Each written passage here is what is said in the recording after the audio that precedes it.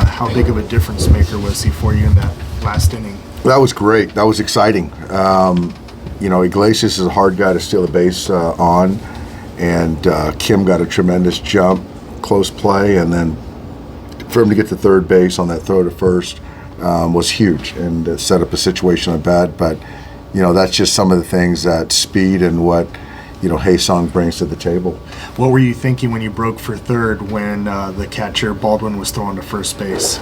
I was just hoping he would get there, and I think that that's an instinctual play, and for him to get the jump that he did, and then to get over there to third base, those are things that, as he plays more, we start to learn more, and that just shows that he's got really good instincts. You're probably the one manager that pulls the trigger on a squeeze play more than most. Was there any consideration there with Rojas and Barnes on deck to possibly force the issue there?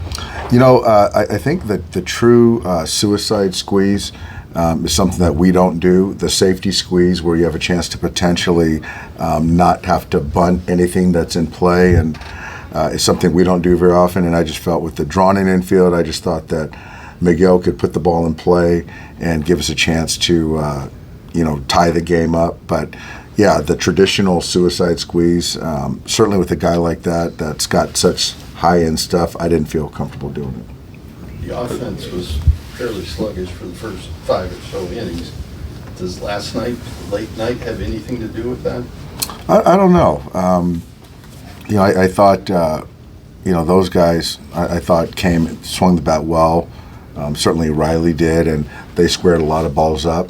We both had the same circumstances, and I think you got to give Elder credit. The slider was really good, and we did come to life later with the bat. But yeah, the first few innings were pretty lackluster. Pitching for Conforto in the first place. What's that? Pitching for Conforto in the first place. That's just kind of an indicator of where he's kind of at this point. Yeah, he's grinding, but I just felt that we needed a spark, and I just felt that Miggy had a better chance in that moment, and I think that.